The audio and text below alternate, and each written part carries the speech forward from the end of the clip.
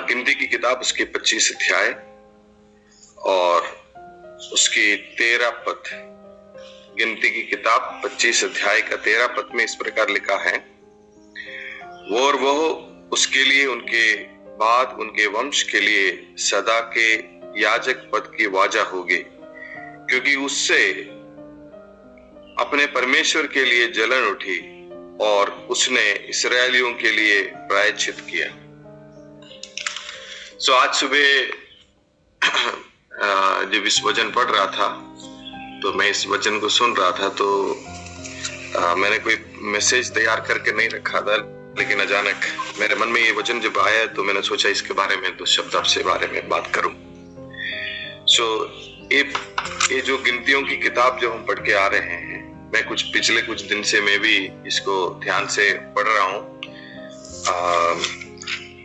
परमेश्वर की योजना और उसको नाश करने के लिए शैतान की योजना, ये हम इस बात में देख सकते हैं।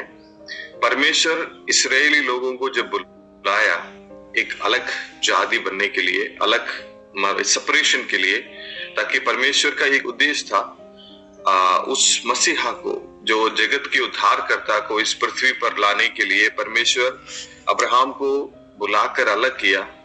और अब परमेश्वर चाह रहा था ये ऐसा एक वंश और एक पीढ़ी ऐसा निकल जाए जो परमेश्वर के लिए बिल्कुल अलग हो। हाँ भाई और बहनों, परमेश्वर आज भी हमारे जीवन के द्वारा चाहते हैं हम इस दुनिया के लोगों से अलग रहे। एक अलगता, ये सेपरेशन आजकल के जमाने में ज्यादातर हम बोले तो लोग विश्वास नहीं करते हैं। बाकी सब लोग जो भी कर सकते हैं वो हम भी कर सकते हैं या करते हैं, और ऐसे हम रह सकते हैं, ये हम कई बार सोचते हैं। और मसीह में जो आजादी है उस आजादी को हम कई बार मिसयूज करते हैं। लेकिन यहाँ परमेश्वर की वचन देखिए, शैतान बहुत तरीके से इस्राएली लोगों को मिक्सअप करने के लिए कोशिश किया और उस परमेश्वर की उस बुलाहट से, उस वायदाओं से दूर करने के लिए जातियों के साथ मिक्स करने का एक षड्यंत्र था। पहले आप देखते हैं परमेश्वर के लोगों को देखकर बाकी लोगों के अंदर एक डर सा आ गया। डर आकर उसने बिलेआम को किराए पर लिया ताकि इस्राएली लोगों को शराब दे दे, या उसके एक्चुअली एक तरीके से देखे तो उनके खिलाफ जादू टोना करे और उनको नाश करने के लिए।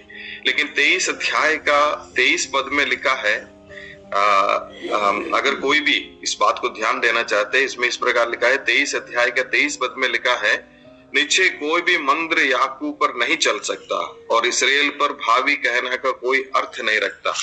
कोई जादू टोना से और अन्य चीजों से डरते हैं तो परमेश्वर के वचन कहते हैं परमेश्वर के चुने हुए लोगों के ऊपर ये सारी चीजें कामयाब नहीं होंगे।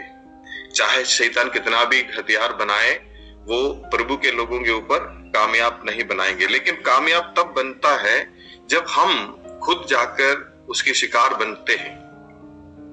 यहां हम देख सकते हैं परमेश्वर ने कहा इस्राएली लोगों को तुम बिल्कुल सेपरेशन में हो, अलग रहना है।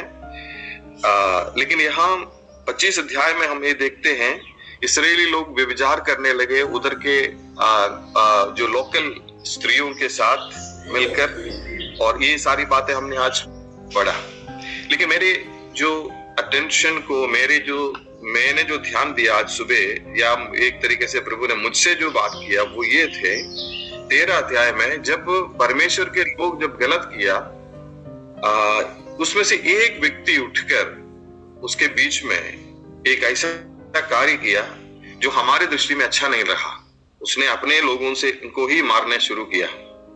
और उसके बारे में अगर आप पढ़ना है तो 7 से लेकर ये देकर एलियासर का पुत्र फिनहास जो हारून याजक का पोता था, उसने मंडली से उठकर हाथ में एक बर्छी ली और इस्राएली पुरुष के डेरे में जाकर उनमें भीतर गया और उस पुरुष के स्त्री दोनों को पेट में बर्छी भेज दी। मतलब जो परमेश्वर के खिलाफ, परमेश्वर की आज्ञा का उल्लंघन करके, जो उसी समय के नियम के अनुसार आज कोई हम नहीं कर सकते और करना भी नहीं चाहिए, तो परमेश्वर के लिए एक न्याय का कार्य किया वहां उसने। तब प्रभु का वचन इस प्रकार लिखा है, उसने अपने परमेश्वर के लिए जलन उठी। मेरे आज का सब्जेक्ट, मेरे सवाल प्रभु ने मुझसे जो पूछा हुआ बात मैं आपको बताना चाहता हूं। क्या परमेश्वर के लिए और परमेश्वर के लोगों के लिए एक जलन मेरे और आपके अंदर है क्या?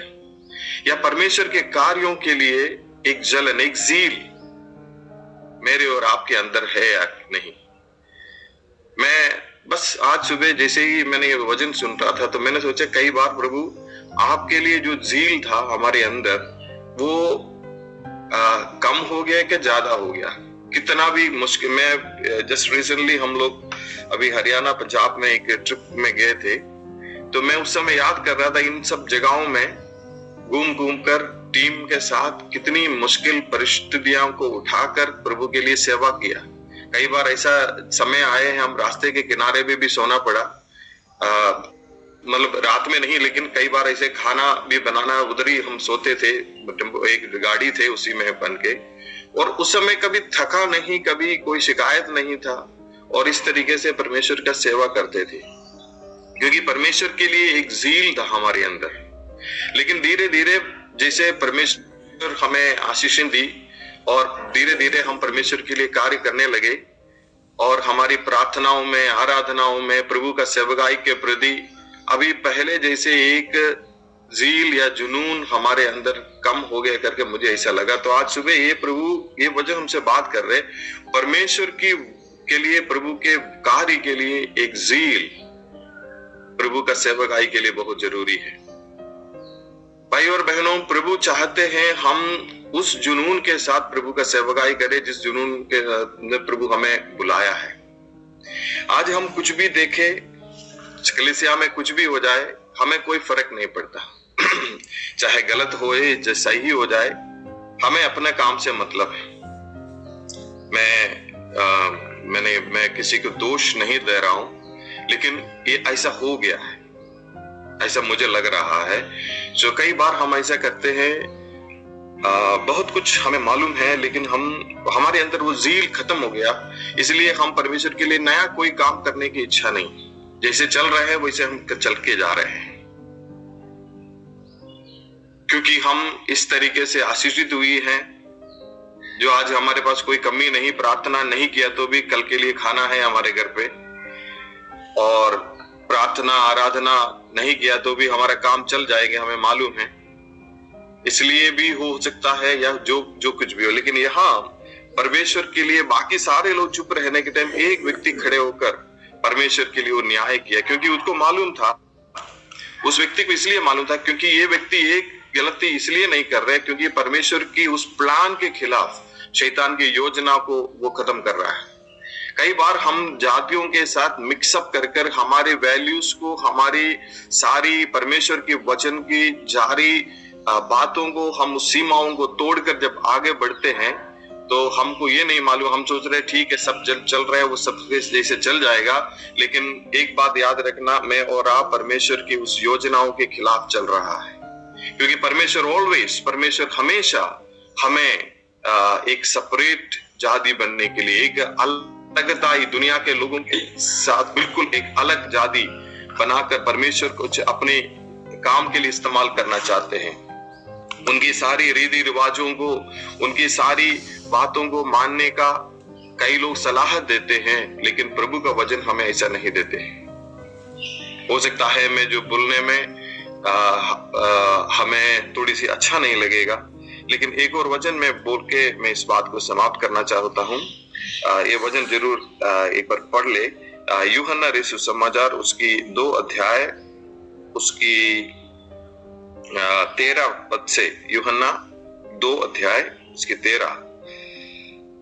यहूदियों के प्रसव के पर निकट था और यीशु यरूशलेम को गया। उसने मंदिर में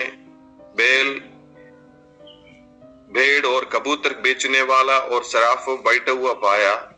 तब उसने रस्सियों का कोड़ा बनाकर एक भेड़ों बैलों को मंदिर से निकाल दिया और सराफों को पैसे बिकर दिए, पीठों को उलट दिया और कबूतर बेचने वालों से कहा, ये यहां से ले जाओ, मेरे पिता को घर को व्यापार का घर मत बनाओ। तब उसने चेले को स्मरण आया कि ये लिखा है कि तेरे घर की धुन मुझे खा जाएगी। The zeal of your house has eaten me up. यीशु मसीह के बारे में इधर पहले हमने फिनहास के बारे में देखा, उसके अंदर एक ज़ील था, एक जुनून था, एक परमेश्वर के प्रति, एक परमेश्वर के वायदाओं को पूरा करने के लिए परमेश्वर के खिलाफ जब बात लोग कर रहे हैं उसको देखकर उसने अपने लोगों के खिलाफ तलवार चलाया। लेकिन यहाँ यीशु मसीह के बारे में जब आते हैं वही बात फिर से हम पढ़ते हैं।